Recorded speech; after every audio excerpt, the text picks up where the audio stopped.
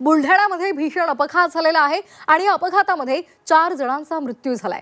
25 जण यामध्ये जखमी झालेले आहेत तर 6 जणांची प्रकृती चिंताजनक आहे।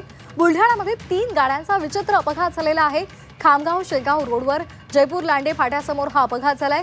एसटी बसला कारनं धडक दिली आणि त्यानंतर खासगी ट्रॅव्हल्सचीही धडक बसली आणि त्यामुळे हा अपघात झाला आणि यामध्ये 4 जणांना आपला प्राण गमवावा लागलाय। बुलढाणा जिल्ह्यातील खामगाव ते शेगाव रोडवर 3 वाहनांचा विचित्र अपघात झालेला आहे। या घटनेमध्ये 25 जण जखमी झाले असून 6 जण गंभीर जखमी झालेले आहेत। जयपूर लांडे फाटासमोर हा विचित्र अपघात झालेला आहे।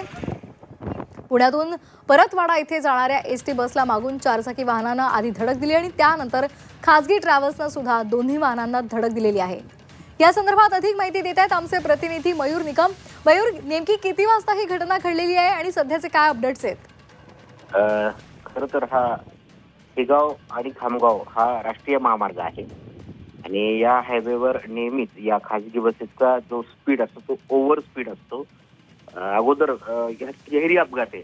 बोलेरोनं एसटी बसला धडक दिली आणि पाठीमागून येणाऱ्या खासगी बसनं या बोलेरोला धडक दिली, त्यामध्ये 4 जणांचा मृत्यू झालेला आहे। स्पीड जास्त असल्या कारणानंच हा मृत्यू झाला। ही धडक एवढी मोठी होती की बोलेरोचा अक्षरशः चेंदामेंदा झालेला आहे, आपण पाहू शकतो दृश्यांमध्ये। जयपूर लांडे या फाट्यावर हा अपघात झालेला आहे आणि या अपघातात जवळपास 25 जण जखमी झालेले आहेत, त्यापैकी 7 जण अजूनही गंभीर आहेत अशी परिस्थिती आहे। अगदी धन्यवाद दिलेल्या माहितीसाठी।